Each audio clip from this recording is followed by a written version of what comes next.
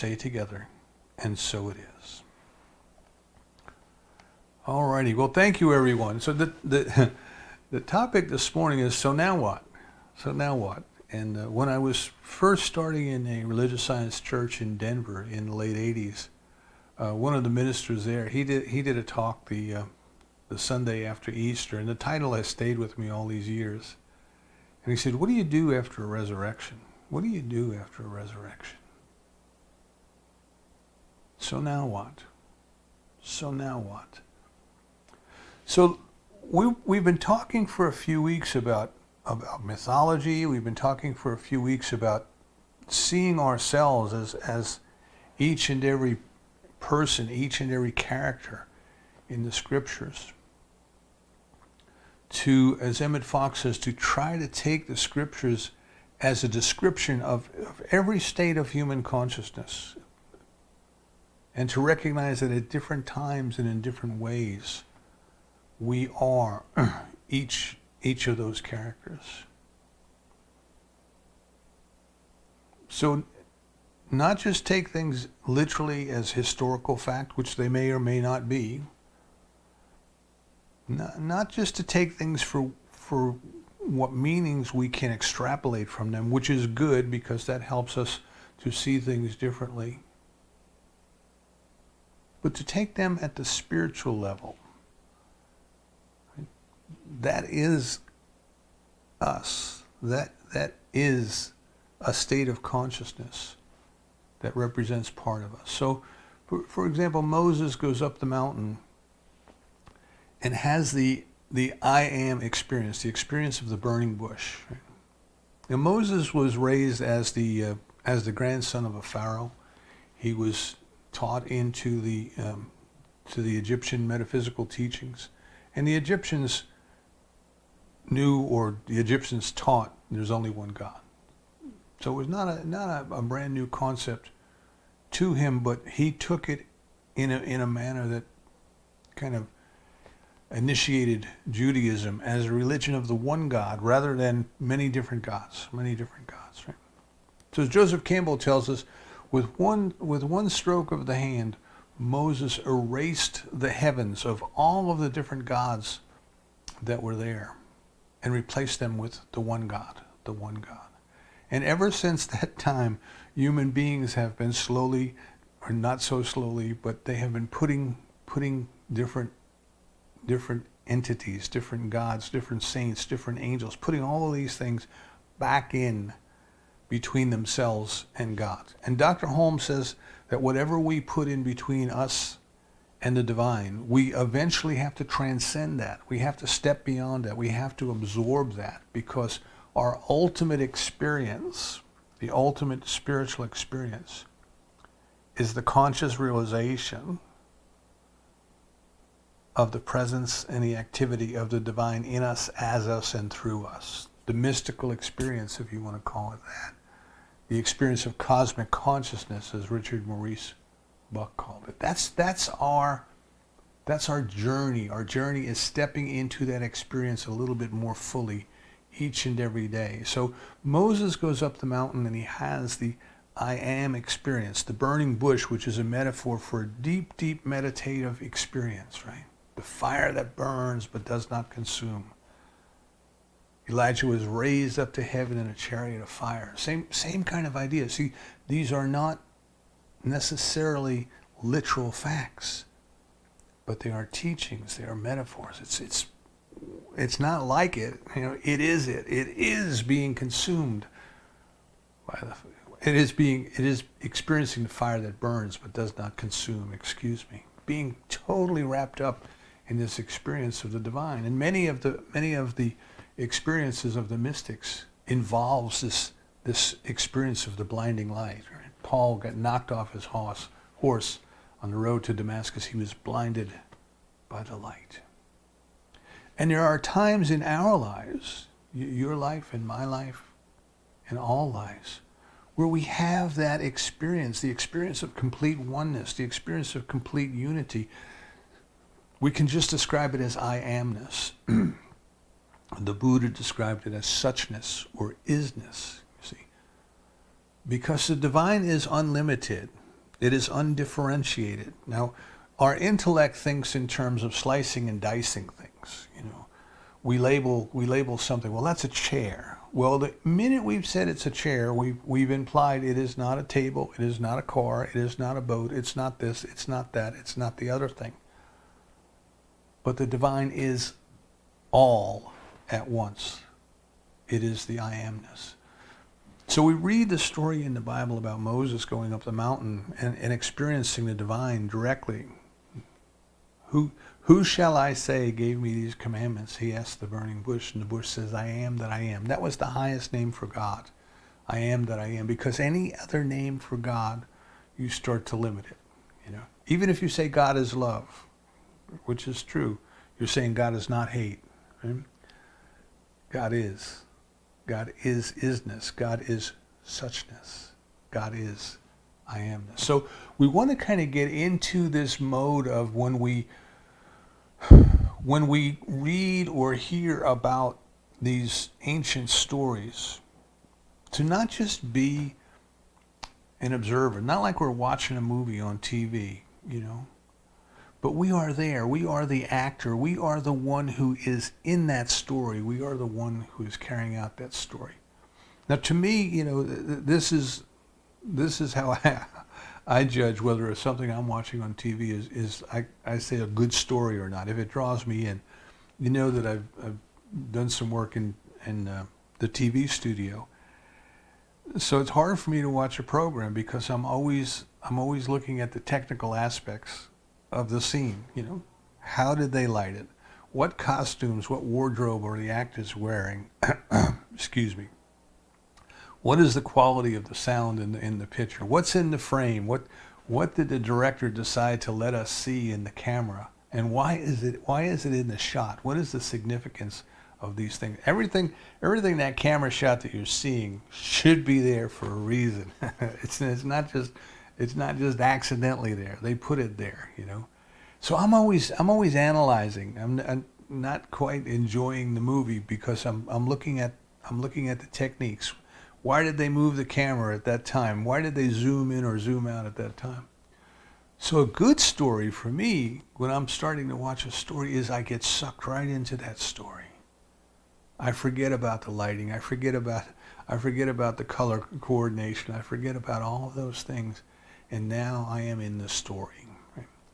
And in good stories, we become the protagonist. That's the way stories work. We become the protagonist. You know, we're in that story, and the hero is struggling to try to get something done. You know, this is the way drama works. There's always a problem. The problem has to be solved. The hero solves it, or the hero doesn't.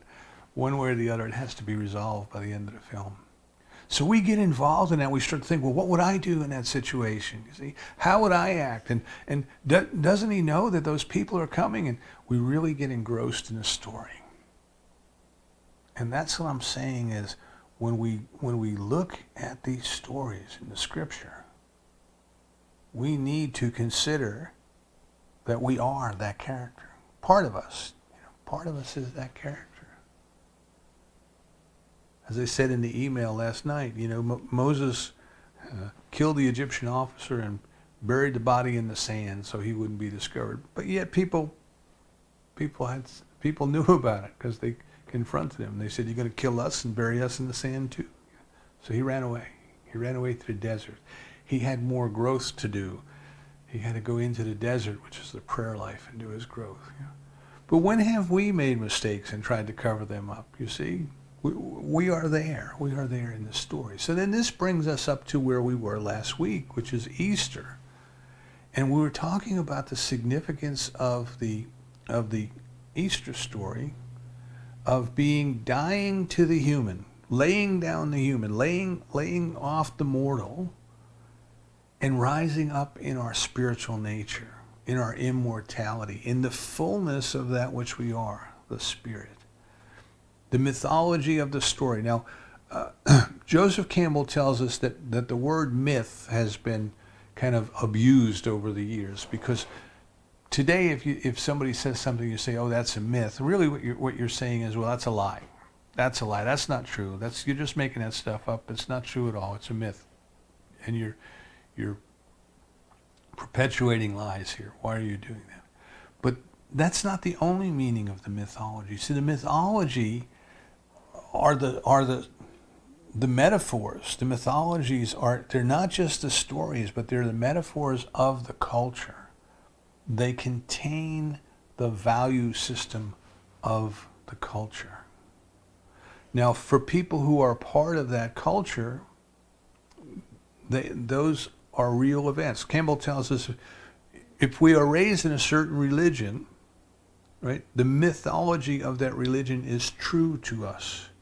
But for somebody who is not raised in that religion, they can look at that religion and say, well, that's a teaching story. You see, that's a mythology. That's something that holds their values. So, for example, if you look at the birth narratives of the birth of the Buddha and the birth of the Christ, there are similarities in the story. But people on either side, can look at the other and say, well, that's just a story. That's just a mythology, right? And the importance of this is that if we are not part of the culture, if we are not part of a culture, then trying to take the stories and the scriptures and the mythology of that culture as our own is very, very difficult, because we just don't have the background for that. As I mentioned in the email again last night, I was an altar boy in the Catholic Church when I was a kid growing up. And we were taught that the Sunday Mass, every Mass, but the Sunday Mass was a reenactment of the Last Supper. So Campbell tells us that the ritual, the ceremony, is the reenactment of the myth. Right? It's not just a recollection of the myth. It's not just a recalling of the myth. It's not just an observation of it. Excuse me. It is a reenactment. It is a reenactment. So as we were taught, at that very moment when the priest consecrates the bread and the wine, right? And he says, this is the body and this is the blood. What we are taught and what we believed is that at that very moment, they ceased to be bread and wine and it became the body and blood of Christ. We were raised in that culture. That mythology was real, see? And we believe that. We believe that. To us, it was real. To the adherents of the culture, the myth is true. Other people would look at that and say, well, no, it's still bread and wine, To the believer, it is true. And this is what Campbell is telling us, is when we perform the ritual, when we engage in the ceremony, for the people who understand, for the people who believe, it is real. It is a reenactment. It is a recreation. He says when the Native Americans would dance certain dances and enact certain rituals, it was the mythology all over again. They weren't just characters wearing costumes and deerskin caps and things like this. They were those characters. So it's very important for us to kind of consider that, because as we go through this Easter season, as we look at that narrative, it's very distant from us. It's 2,000 years away at least, and thousands of miles away. And yet somehow what we are trying to do, what you and I are trying to do, is we are trying to understand what that means to us personally. What does that mean to us personally? And as I say, it's probably impossible for us to relate to that. We have no idea what it was like to live 2,000 years ago in Palestine under Roman rule. We have no idea what it would be like to undergo a crucifixion. And yet we, for the purpose of our spiritual growth, we need to find that meaning. Now, Campbell tells us that what we need to do is we need to have a new mythology, that the old mythologies aren't working. He's talking about, in general, this time, he was writing 30, 40 years ago. Excuse me while I get a drink of water. But what he was saying is that what's going on in the world, as the world is changing rapidly, and there's communications across around the globe, and all of these kind of things, is that the old myths, the old mythology has lost its meaning for modern people because we can't relate to them. We don't understand them. We look at them as stories and not as reenactments. So what this brings us to then is this idea that, as I mentioned last week, if we kind of look at the story of the narrative of the resurrection and we try to bring it to a personal understanding, it's easy to say, well, one meaning that you could take away from that, because there are lots of meanings that people take away from it, but one meaning that you could take away from that is that each and every one of us as a human being is not just human. We are spiritual beings having a human experience. That this concept of the Christ, the point where the divine becomes human, is in each and every one of us, but we are not aware of it, right? Because we are created in the image and the likeness of the divine. We are created from it, out of itself, from it. We must be in its image and likeness. And yet we don't realize that, you see. As Dr. Holmes tells us, he says there's more grains of sand in a handful of the beach than you can count. There are more stars in the heavens than you can count. And yet we as human beings find ourselves weak, tired, and afraid. Why is that? Well, we don't identify with that. We are observers of that, but we are not part of it in our consciousness. And yet in truth, we are part of it. We are an important part of it.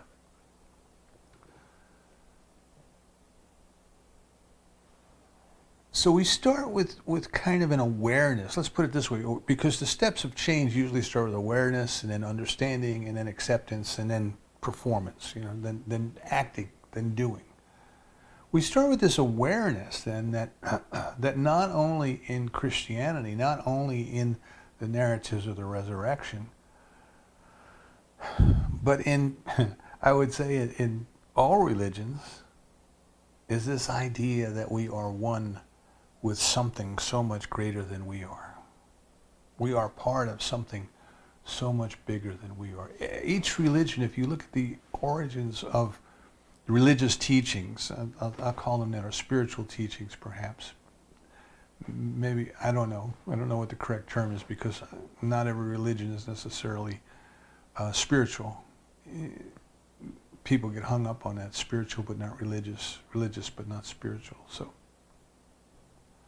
But for the sake of discussion, if you look at the origins, right? The Buddha had an experience under the tree, under the Bodhi tree, and told people about it. And Buddhism was born. Now, did he intend to start Buddhism? Is Buddhism as it's taught today the same as it was when the Buddha was teaching it? We don't know. Jesus had this experience that he and the Father were one. The Christ, the I amness, the oneness, the suchness. And he told people about it. Paul was knocked off the horse and blinded by the light. And Paul went on to literally found Christianity as we know it today. Muhammad had an experience of the angel. Mary had an experience of the angel. Joseph Smith had an experience of the angel. And all of these different teachings that have influenced billions of people over the years around the world start with somebody having that experience. There is this otherness, there is this suchness, there is this isness, this I amness, this oneness.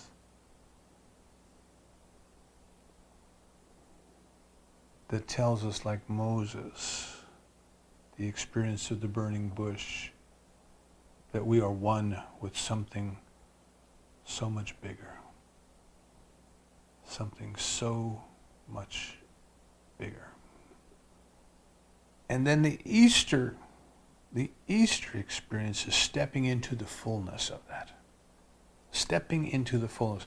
Now, you remember, there's something that I'm sure that scholars are debating to this day what it means, right? In the resurrection narratives,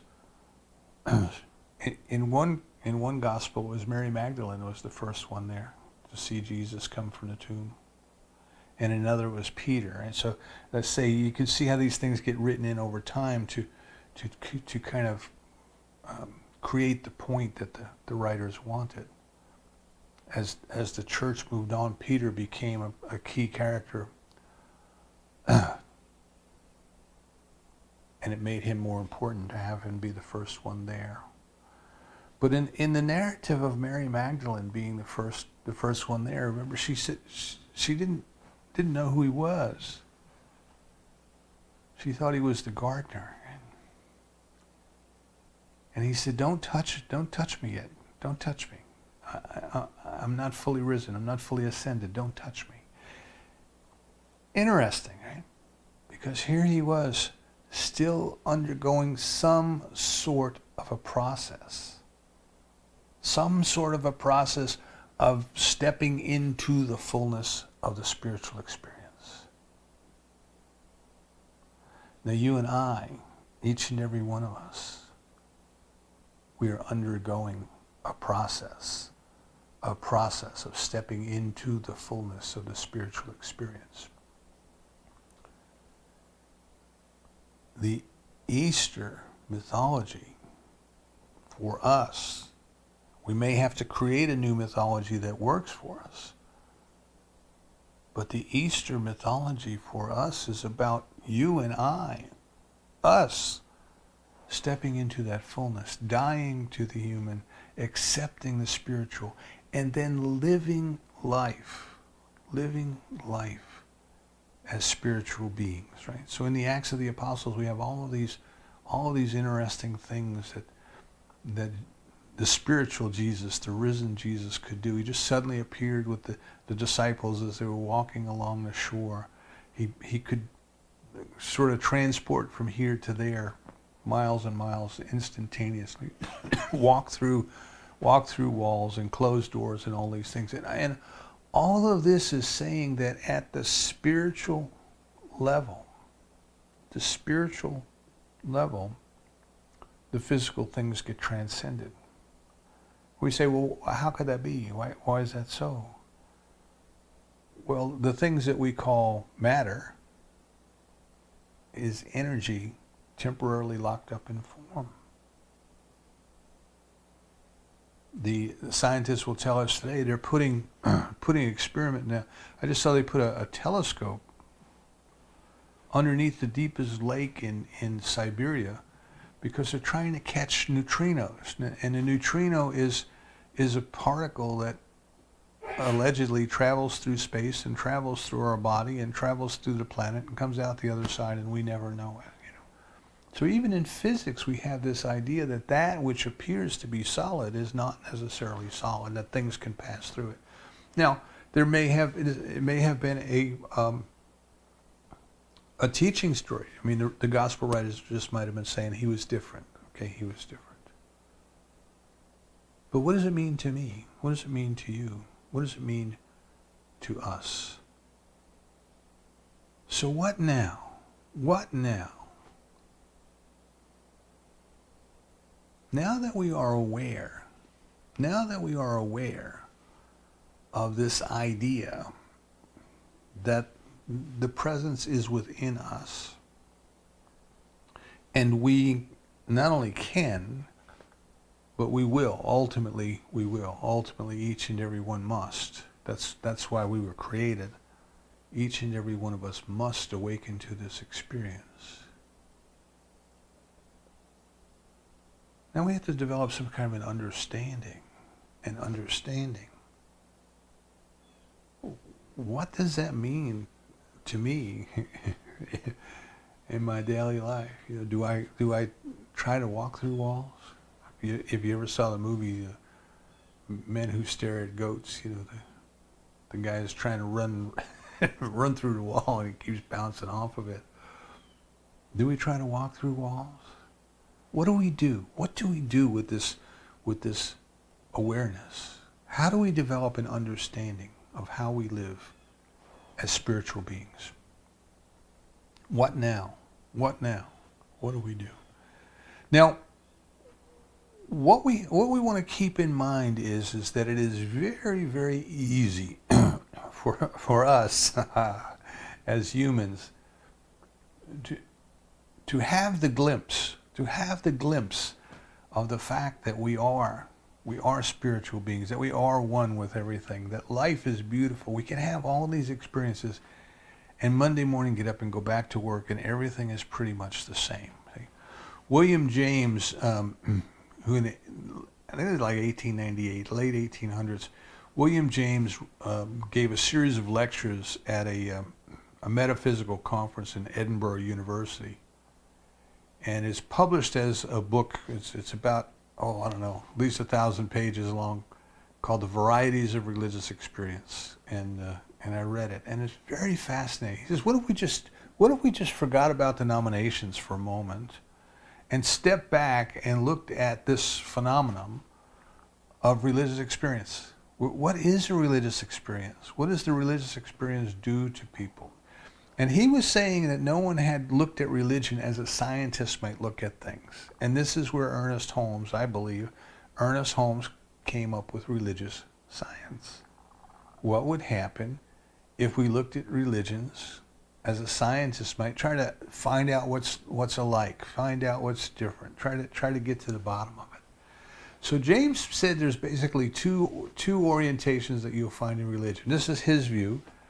And he said there are the healthy-minded optimists, which he considered himself to be one of. His parents, by the way, were New Thought students. If you follow the origins of New Thought in this country, you come down from Quimby. I think the Dressers or Warren Felt Evans, some of the first followers of Quimby, first students of Quimby, they taught William James's parents. So he was into what we would call today New Thought. Not New Age, but New Thought. He said there's a healthy-minded optimist who kind of think life is good and it can get better. And he said then there's a sick-minded pessimist, and the sick-minded pessimists don't trust anything, right? We can't trust our flesh, we can't trust our bodies. We're victims because we've been kicked out of the garden, and if we don't behave, well, we're all going to go to hell for eternity. And he kind of posited those two different views. And he says, now each group undergoes a conversion experience, an awakening experience. The aha moment, I would call it. So for the optimist, the aha moment is, I am part of something so much bigger than I ever knew. I live in a universe that is a spiritual universe, and it responds to me according to my belief, right? When Jesus said, pray believing in your heart that it shall be done, and it shall be done. There's something about my intention, there's something about my belief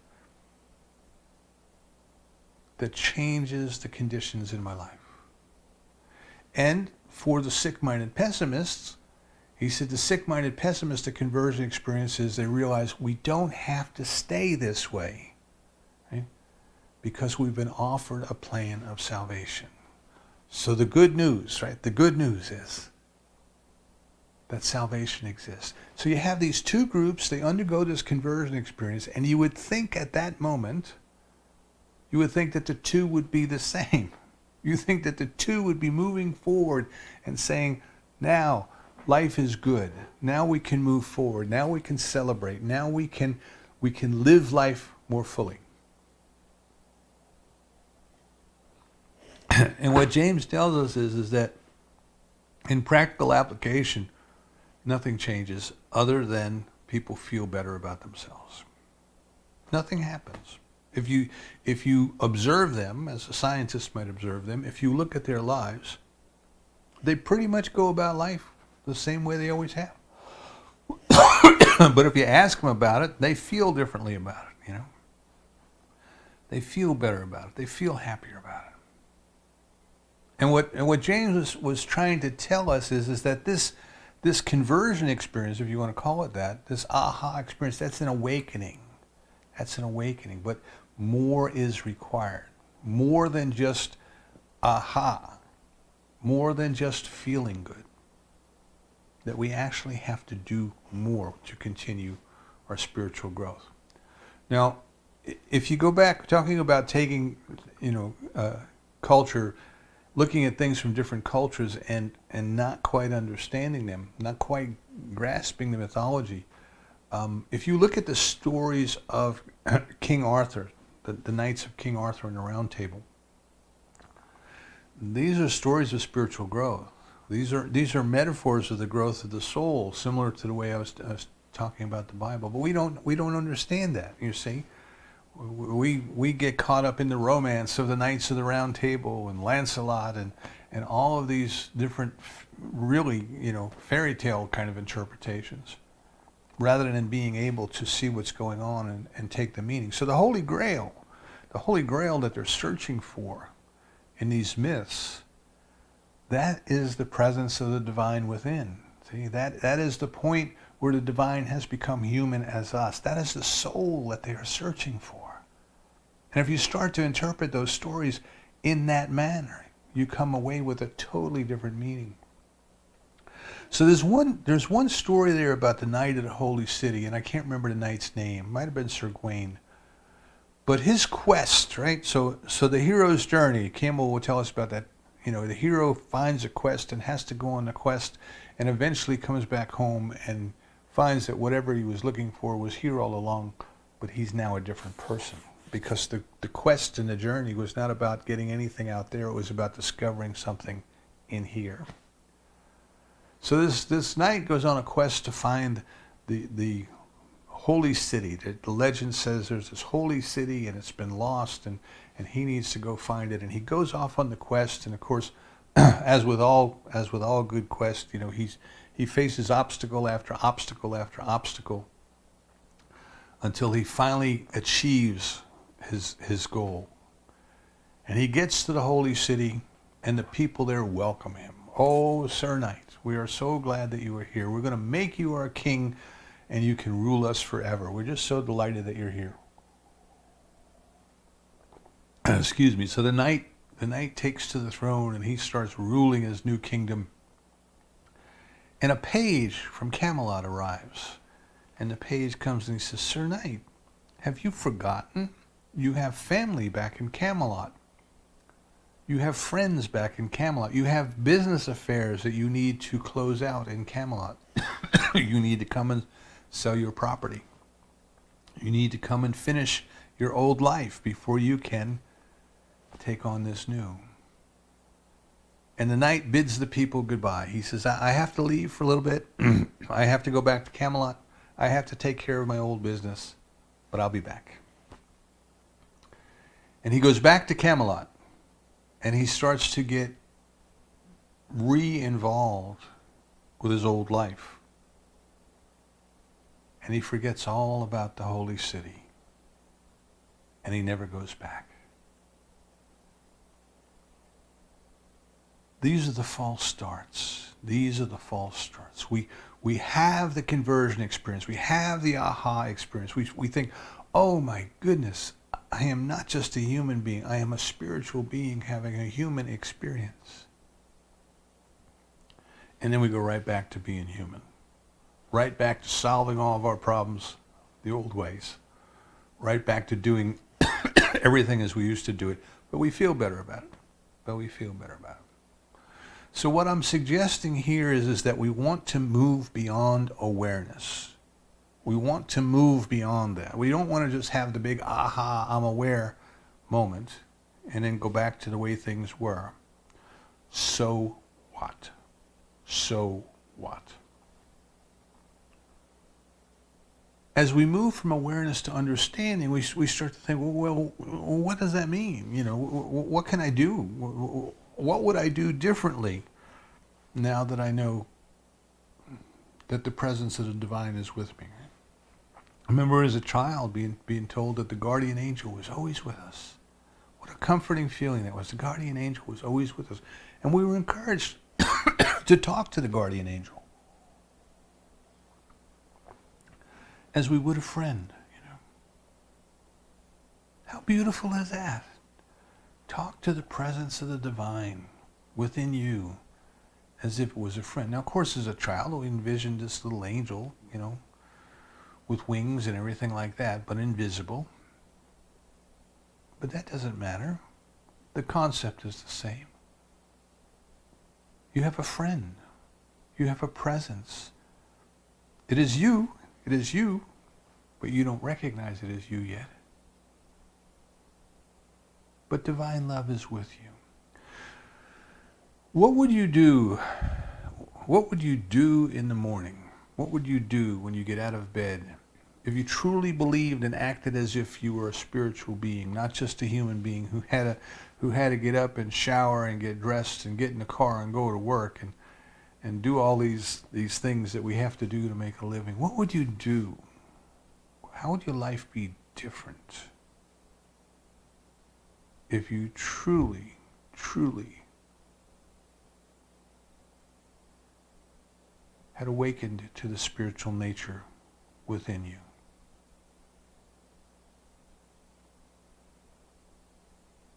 What would you do if you knew that whatever answer you needed existed? If you knew that whatever problems you had to solve were solvable? If you knew that every opportunity that you wanted to pursue had a perfect way for you to pursue that, what would you do? How would your life be different? So what? So what? The idea of how to start, you see, is very simple. See, sometimes I think we as human beings, we tend to make things way too difficult. We don't need to go sit in a cave and meditate, although there's a time and a place where that's a good thing to do. But we don't need to do that. We don't have to withdraw from the world, right? Dr. Holmes said, this teaching allows us to be in the world, but not of it. Be in the world. Our life is our spiritual growth. Our life is our practice. There's no war between being a spiritual being and being a spiritual being having a human experience. There's no struggle between the flesh and the soul because they are all part of the same whole. But what it requires is it requires our mental action. It requires the discipline to control our thoughts, to decide which ones to engage with, which ones to just let by. And that's what I mean by control. I don't mean stopping thoughts. I don't mean never having an angry thought. I mean just letting it go by. As the Buddhist tells us, a cloud floats by on the sky. It starts with desire, and then a commitment to that desire in the form of our intention. What is it you want to have happen now? What is it you want to have happen this day? Just this day. You don't have to worry about forever. Start with today. What is it you want to have happen today? Do you have an intention for this day? Did you have an intention when you tuned in, dialed into the bridge, or turned on YouTube? Did you have an intention for what you wanted to walk away with, or walk away with more of than you had when you started? What is your intention? Now we take that intention and we have a practice. We have a practice for kind of working with that intention to help us to come to a deeper realization that there's a power in the universe that works with us on this, that it is done to us according to our belief. We have a practice that helps us to increase our belief, which is affirmative prayer. And we have a practice that sets into motion that thing that we call the law of mind, for lack of a better term, The law of mind. That's something that responds to us according to our belief. We do our spiritual practice. We do our spiritual practice. We may take time to meditate, to get beyond the blurred thoughts. We may take time just to sit and be still and know. That's another spiritual practice. We may take time to set our intention for the day. We may set our intention that this very day, I have a deeper realization, a conscious realization of the presence of the divine in this world. What would you do if you knew you couldn't fail? What would you do if you weren't afraid, you see? What would you do if you could do anything that you wanted to do? Now here what tends to happen is sometimes when we start on this, we think in human terms of getting stuff. Right, I told you, Matthew Ricard, the Buddhist monk, he says there's two orientations towards life: getting more stuff or becoming a better human being. Excuse me, the material world is about getting more stuff. And we tend to take that approach in as we start our spiritual growth. We say, well, if I could do anything I want, I'd make $1 million, I'd have a big boat, I'd have a car, I'd have a better house. All those kinds of things. And Dr. Holmes says that's part of our growth. We go through that. But eventually we realize that we can't get more stuff until we become a better person, until we grow spiritually. And then we start to realize that it's never about getting stuff. It's always about the spiritual growth.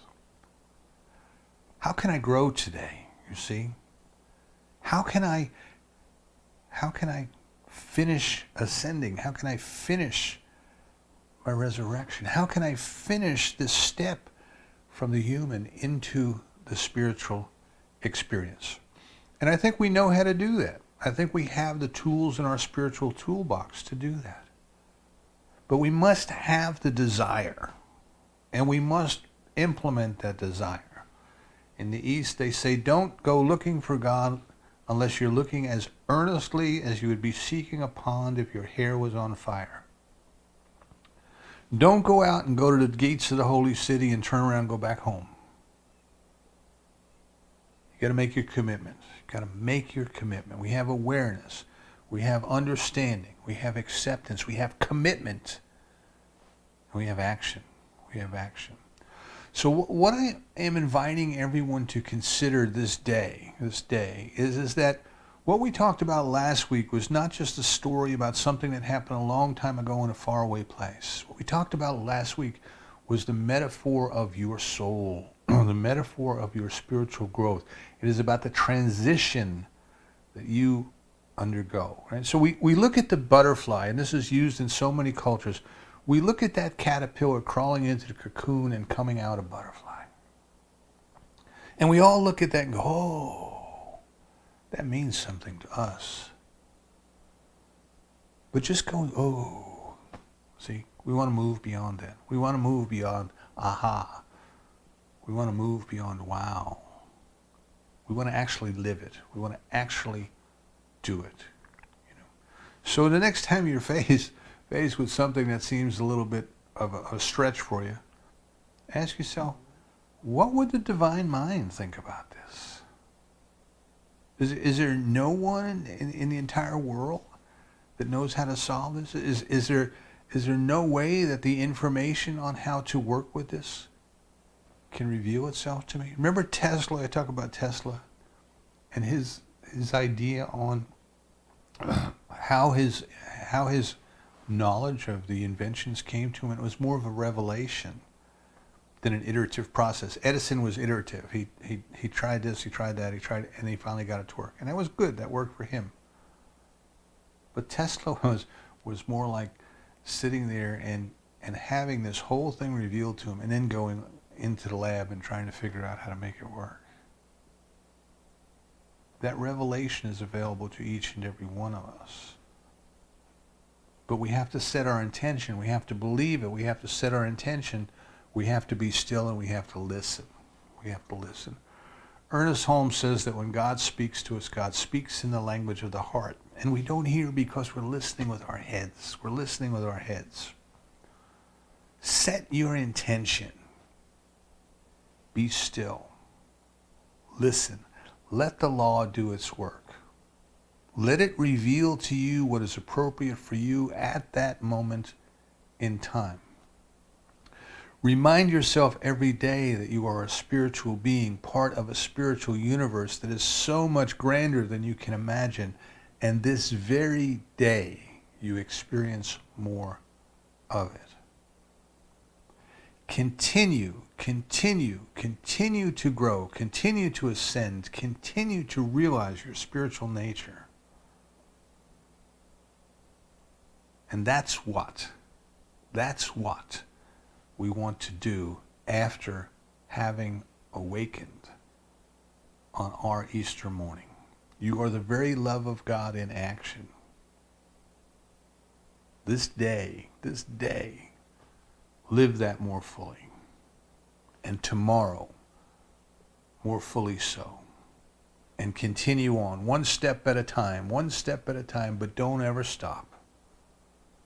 Don't ever turn around. Don't ever go back. Your success is assured. And so it is. Alrighty.